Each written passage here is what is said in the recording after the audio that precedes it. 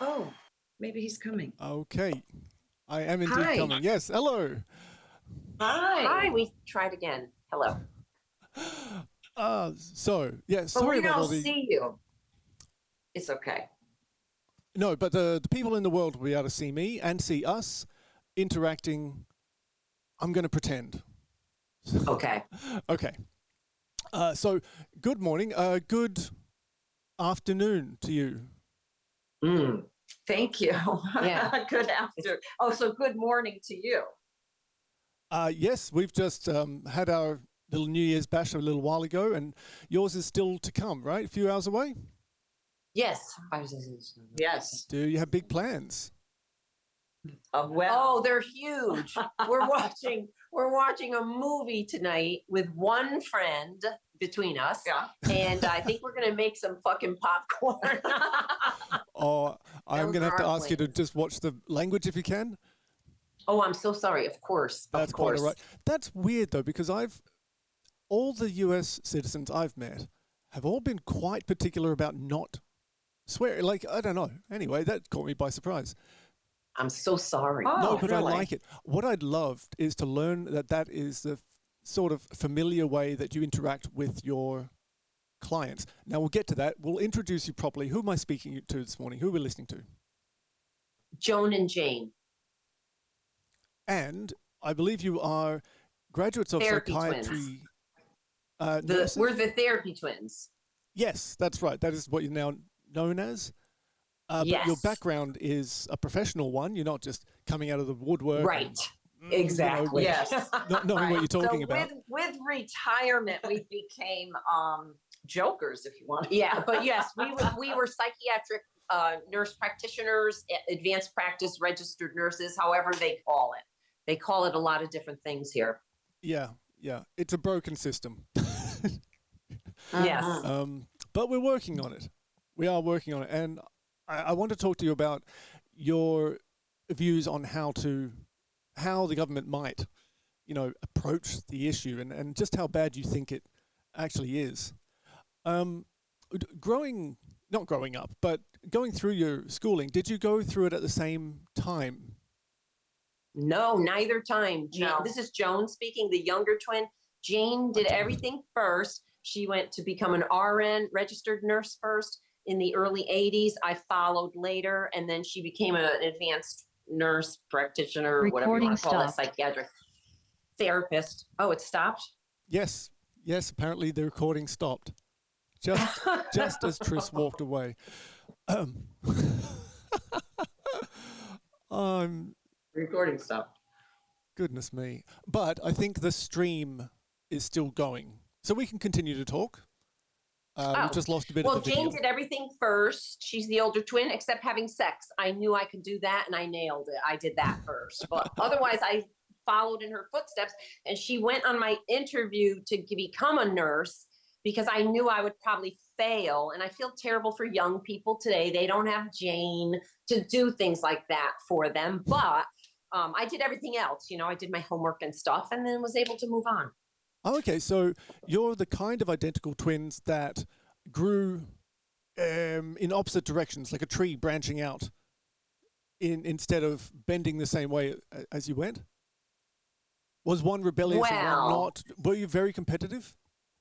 No. Well, I don't think so. No, I want to give a yes and a no, because if you think, because it could be seen as competitive, this is Jane, so I became a nurse, then Joan became a nurse, but, it's the exact same theme.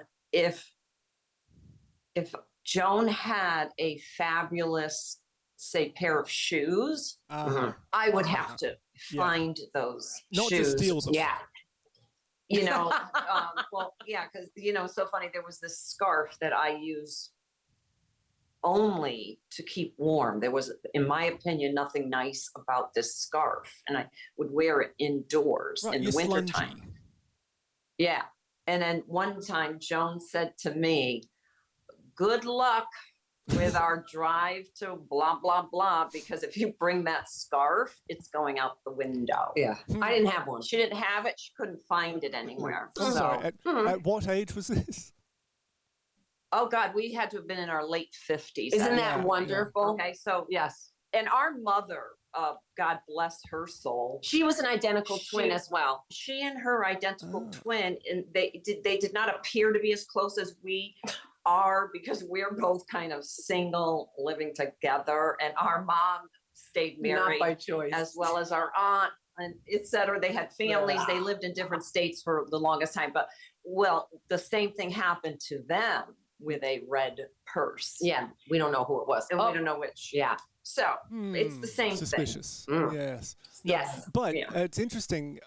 I've seen that same transformation happen. Do you find that you've felt reinvigorated as you've gotten over like the hump of the 40s, and now you're like new women? Has that been Oh, your we're actually in our experience? 60s now. And yes, I think that Yes. there is this new thing that goes on in your 50s. You either kind of have a rebirth or you succumb to old age and disease. You know, you could succumb to a little old age, but it's the disease part. You got to Right. really rework that brain. And if somebody had given me advice when I was younger, I would have appreciated it. That I didn't realize that you had to work your brain to be more positive so that more positive stuff could come your way. Mm. Yeah, Yeah. you can talk yourself into an early grave, I believe. You can Yeah. convince yourself. Yes. Yeah. Oh, just like you could die from a broken heart. Absolutely. Wow, is Yeah. that a real thing? Yes, our mother decided to die from a broken heart. Was it 12 days after? 12 days Jenny? after our father, but I had to keep searching. I try to say search engine, give everybody a fair shot there. But yeah, there truly were physiological changes from, let's call it depression. He died, she got very depressed, and within 12 days, she died. That's the most poetic way to die, isn't it? It is. Oh, it is. And the funeral home told us that our parents were the seventh couple that year, and it was 6 months into the year that one died and the other one died soon after. Yeah. Were they far apart in age? 6 months. Yeah, 6 months. Okay, all right, fair enough. See, I think my mother would be a bit worried because there's 8 years difference between she and her husband. So Oh, yeah. Oh, yeah, and which one's younger? She the husband. Oh. Yeah. Yeah, that runs in our family, Joan. What, Oh, you what know- an assumption. What you know what's so funny about that is we had an aunt that, you know, she loved her husband, but you know, she wouldn't have been that upset if he, you know, fell and never came back. He fell and hurt Right, himself. And he went and joined some of our other wonderful relatives. Well, right, that's what she said. Right. You know, and when I found out, you know, I think I might have been, well, I hope I was an adult, but I might have been a teenager. Found out she married a younger man. And it's like, what were you thinking? But yeah, so if you're, you know, if you realize you're going to get sick of somebody or you're cyclical or you know what you've dated and what your longest relationship is, if it's pretty much 10 years or less, you don't want to marry a younger person because they're never going to die ever. So Jane, can I ask? Yes. Just on self-awareness, were you self-aware of any of your mental health conditions before deciding to go into the field? You know what I want to say What's that? about all that is when we were growing up, nobody knew what depression was. You know, it was the 60s, the 70s. Right. No one really knew. Yeah, I don't think it's we like, knew. I mean, you know who knew is whoever wrote Winnie the Pooh, because Eeyore was clearly depressed, Yeah, A. Milne. right? So I knew that I didn't want to be me and I would want to be more jovial like Joan, but I don't think I knew. I think it's very clear that I'm one of those people that, you know, odds are, you know, you look at why did you go into the mental health field, you know, to find out more about myself, I think. Yeah. Definitely. Did you find, just on an off note, it's something I noticed, do you think a lot of students enter fields like psychology, psychiatry, kind of because they want answers to solve their own problems? Which is not being pointed at you. It's just a phenomenon that I noticed. Well, you know, there's a standing joke about, you know, there's no, you know, it's not just the field of medicine and psychiatry. I mean, there's a lot of, I originally had decided to become a nurse. Not that I wanted to be a nurse, but again, in the 60s and 70s, we graduated high school in 78. There weren't many options. Middle class family. I'm like, oh, a nurse, a teacher, a secretary. Right. So I picked nursing for the hell of it, And what happened was my godfather, I was in college becoming a nurse, and my godfather, actually it was our mom's twin's husband, was dying of colon cancer, which was rare back then. No one had heard of it. And well, I'm sure some people heard of it. Anyway, so my very first job, the specialty I chose was oncology. And that had everything to do with my godfather dying of colon cancer. So it's not just psychiatry. There is there's probably studies out there that we usually gravitate towards things that are all about ourselves or all about someone we care a lot about. Yeah, even if it's someone we hate. Well, it's the same with charity, isn't it? We tend to gravitate towards causes that reflect our own experiences, and that's all normal and fine. Now, I heard something interesting in a podcast that you guys appeared in. You mentioned, I think, that you consult clients together, and I thought that was a little ambiguous. I need to know, does that mean that you treat patients concurrently, or like, are you in the same room at the same time, or do you alternate? How does it work? Oh, that's so cute. Well, I mean, to go with insurance and legal issues, we always saw patients or clients, whatever you want to call them, customers, by ourselves separately. But towards the end, I knew I was getting out of the profession. It was almost painful for me to go into an office alone with an individual and listen to them complain for 50 minutes and then think that they had 10 more minutes when I'm thinking absolutely not. There's several insurances that pay for 45 minutes. Like, wow, it was a lot. Yeah. And it was too many years because I went into psychiatry in 1984 and that was late. So poor Jane must have been burnt.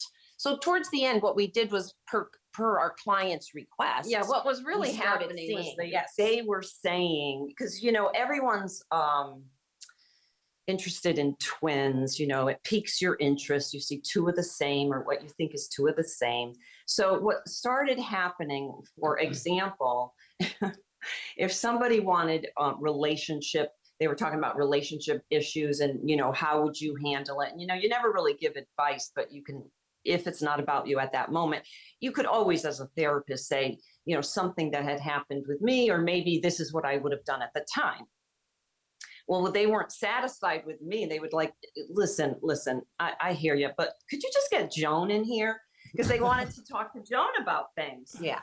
And anything to do with children had to do with Jane, because I never had any children. And weight loss, Joan's always been the thinner twin, except one time when I was suffering a major depressive episode, I did lose a lot more weight at that time.